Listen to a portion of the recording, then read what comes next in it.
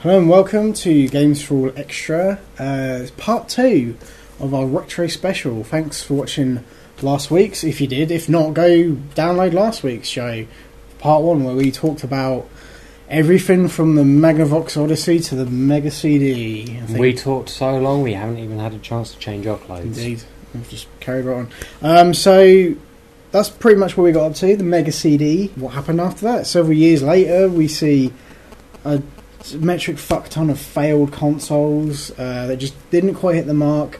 SNES was still doing great, Mega Drive was still doing pretty good. I mean, aside from the kind of failure of the Mega CD / Sega CD, you know, one of the probably the most infamous of failed consoles, in my opinion, is the Atari Jaguar. Yeah. And I mean, once again, a console that had the kind of cartridge side of it, then 2 years later they brought out a CD add-on for it, which is fucking plonked straight onto the top of it. And, you know, once again, didn't really add anything. And you know, I think there's only about 50 games brought out for it, and they all look like shit. And, you know, probably the best looking game, but the worst for gameplay, was Alien vs Predator.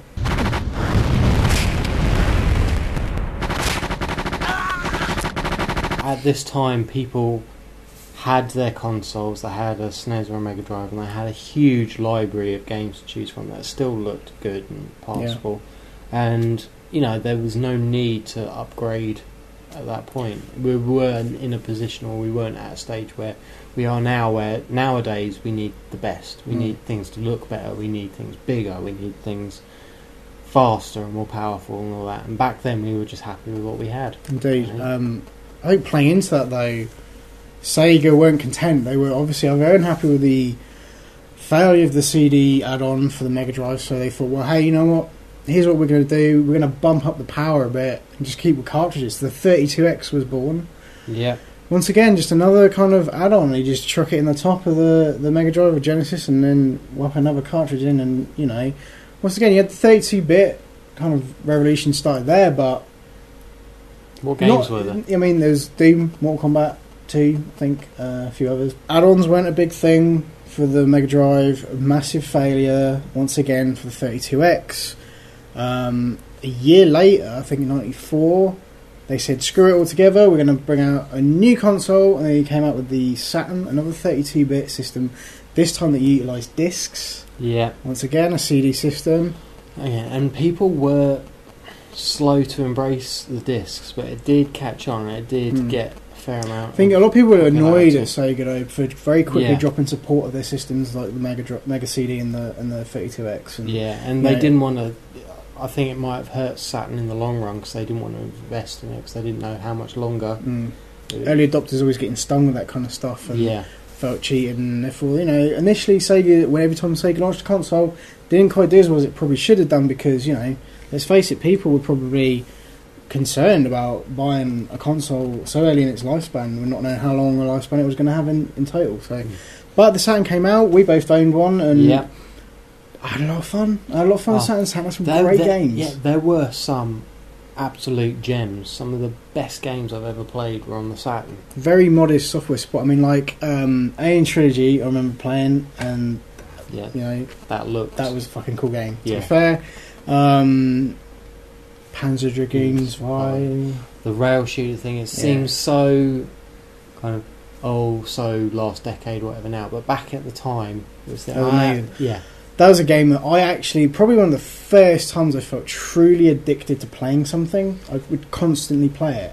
Yeah. And I just didn't want... I was like, another 10 minutes on this, another 10 minutes. It's because it had the whole choice, didn't it? Different routes, different things, and different consequences. And that kind of opened up to kind of multiple paths and multiple playthroughs and doing things differently. Which we kind of expect from games now. Yeah, absolutely. I mean, Yeah. a lot of fun. So much fun playing Panzer Dragoon And Saga. I loved it so much that when the follow-up to that, Panzer Dragoon Saga, came out, I was all over that. And that was a completely different kind of game. Four discs that was on DVD. 4 discs. Yeah, Monumental. RPG style kind of. Yeah.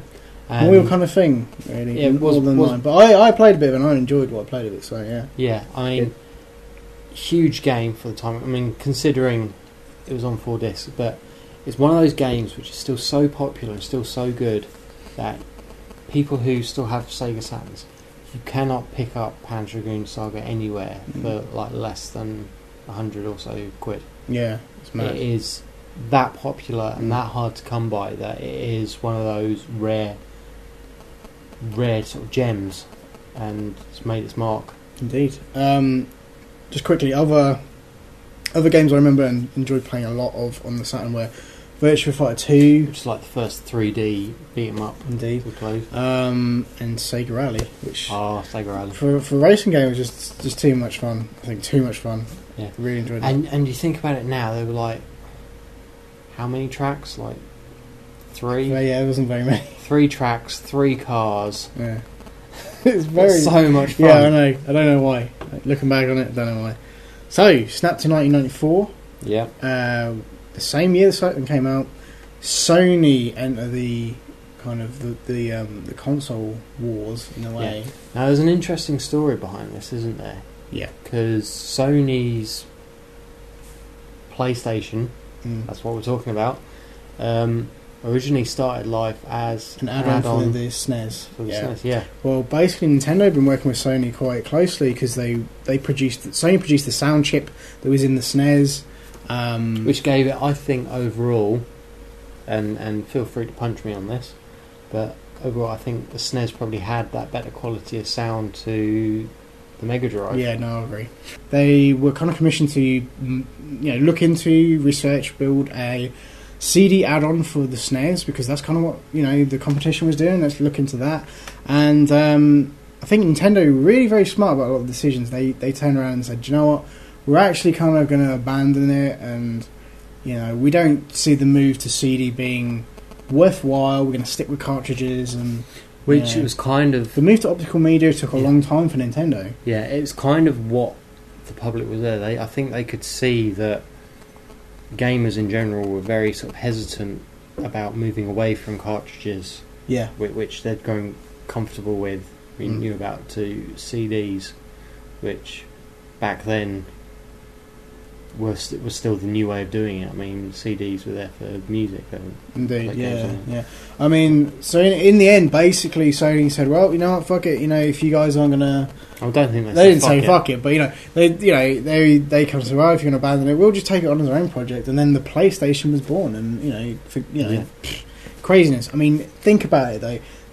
The kind of the dawn of the PlayStation kind of signified a generation of gamers in a way, and kind of became a very pop culture thing. Those gamers who were hesitant to pick up on the Sega Saturn flocked to the PlayStation. Pretty much, yeah. Because it was a new system. They knew, it's going to get supported by Sony, who was quite a well-known brand, even though it was their first stepping into producing their own console and everything. Everybody knew they could trust, and they didn't quit. I mean, the library for the original PlayStation was massive. Well, I mean, let's just talk about it. I mean, they took Final Fantasy with them. Yeah. Which was originally supposed to be a Nintendo exclusive Nintendo game.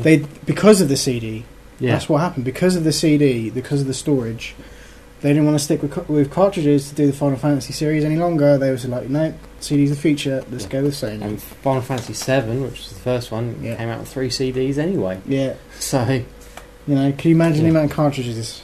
Yeah. Yeah, but no, I got a PS1. I loved it. I still have PS1 games now that I play on my PS3. There's games like Legacy of Kain, Soul Reaver. Yeah, that was a hugely popular game. Yeah, and you can see why now, even today, looking at it, it's an awesome game. Although I got the original Tomb Raider, which we didn't talk about on Sega Saturn, I got the sequels and follows up on the PS1. Yeah. You got the Oddworld series, Abe's Odyssey, which was another sort of flashback style game. Awesome. You got the Resident Evil series. Resident Evil. I mean, come on. Need we say more? Awful acting, like voice acting, but whatever. Who cares? That game was the shit at the time. Yeah. It was amazing, and it got a bit better. Yeah, as it can.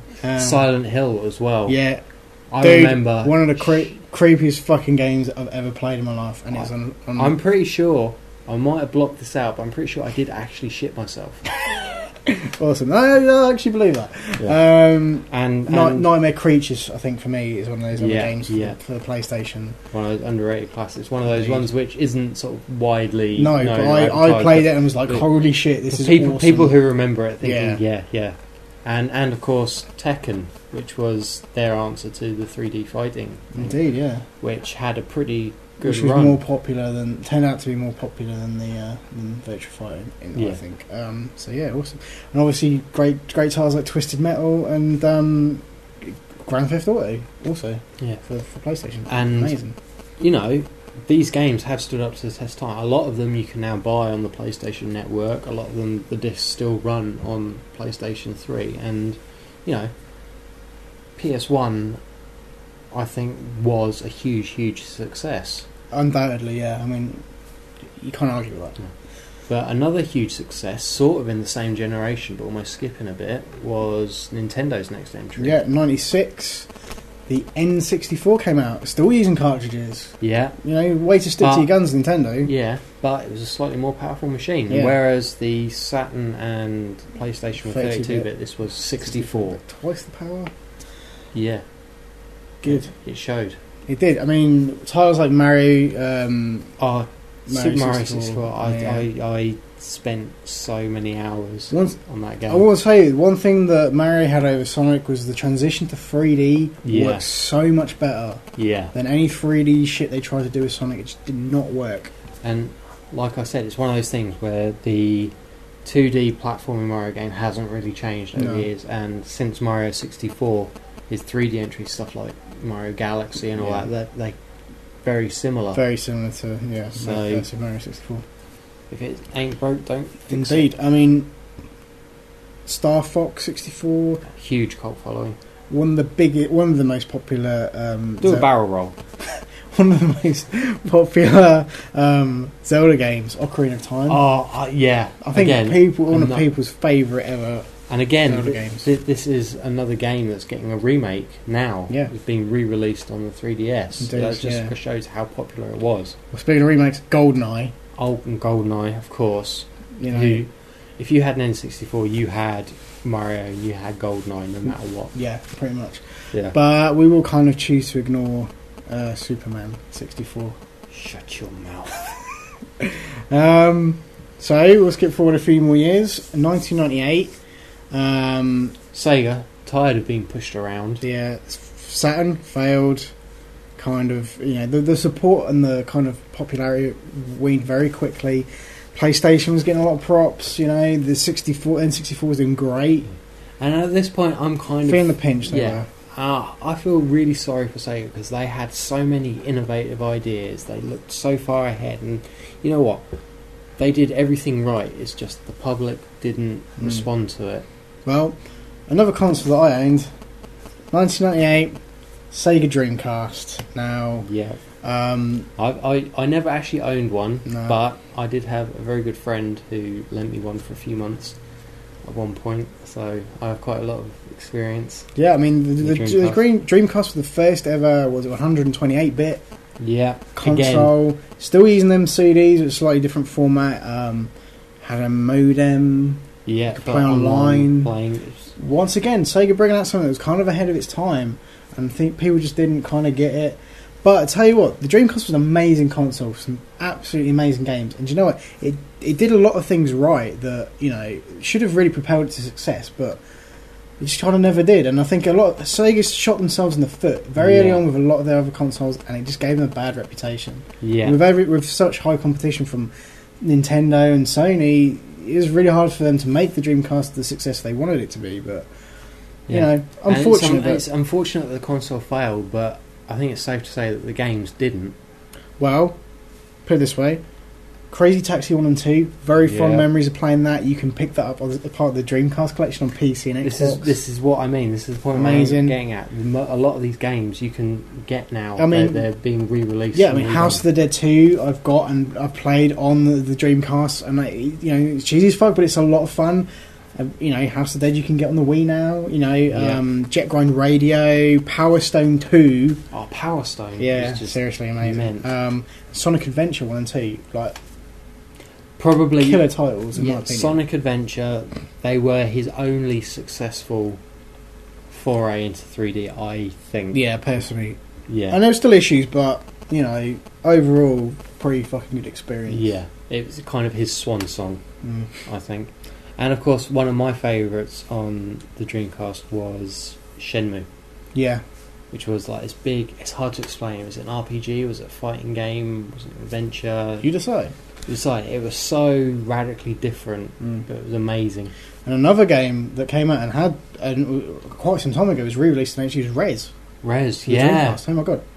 See, Now the geezer's they're making Child of Eden now for Connect and Move and all that. yeah, awesome. yeah. And this is what I mean. Although the console failed, the The games live on. games live on. I have no doubt that there are probably plans for more Dreamcast titles to be re-released. I'd in like some to form think or so. another. Yeah, absolutely. Yeah. Well, I mean that covers kind of the majority of the kind of old school consoles and retro games and stuff that we played and we have our experience with. Obviously, what came after that, we all know about. Microsoft's Xbox. Yeah, the Xbox, the original GameCube, PlayStation 2, which is probably I think the know. best-selling games console in history. quite possibly, yeah. And I mean that was all kind of last gen as we are now, but there's a lot of stuff we haven't talked about. A lot of consoles, mostly failed ones, obviously, but Yeah,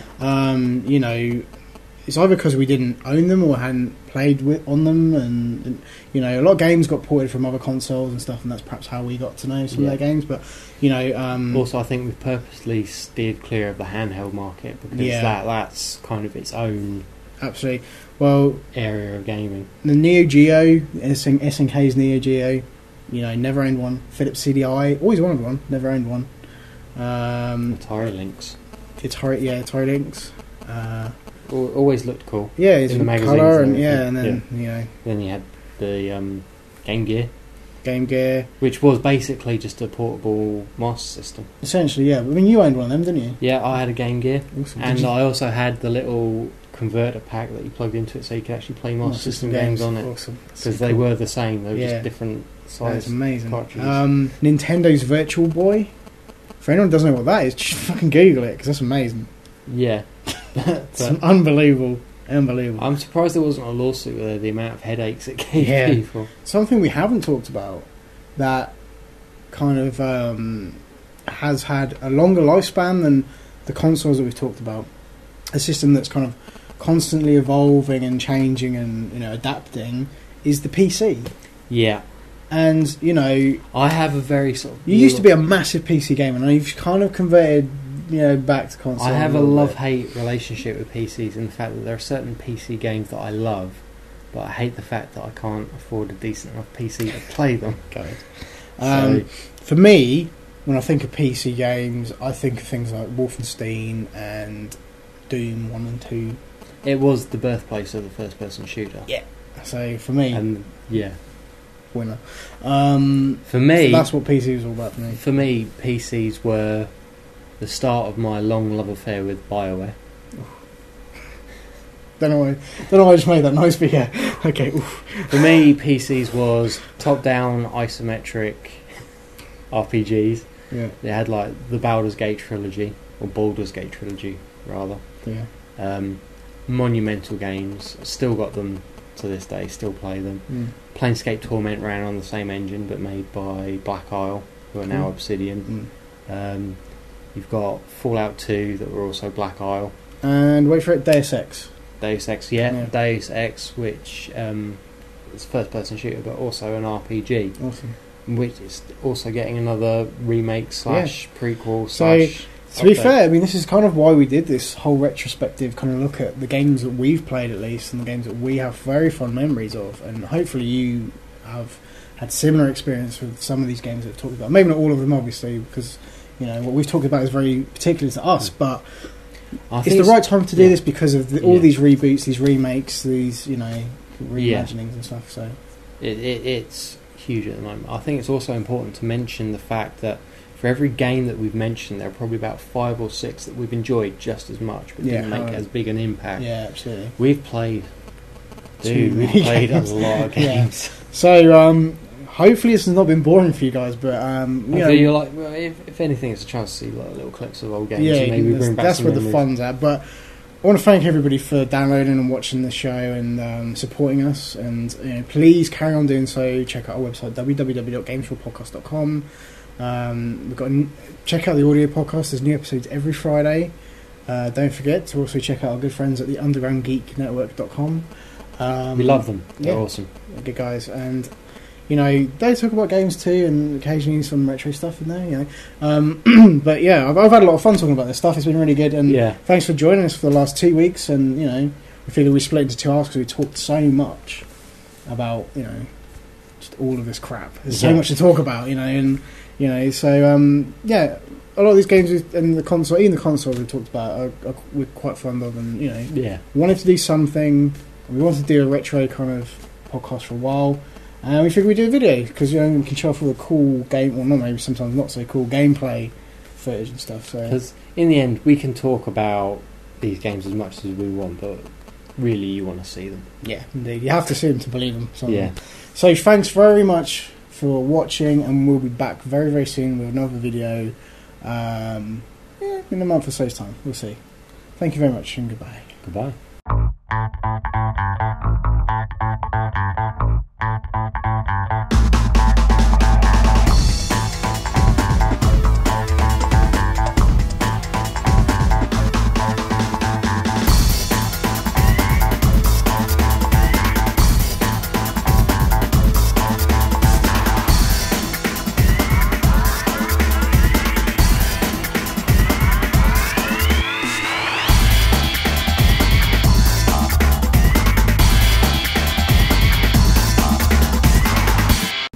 Right, I think we're done.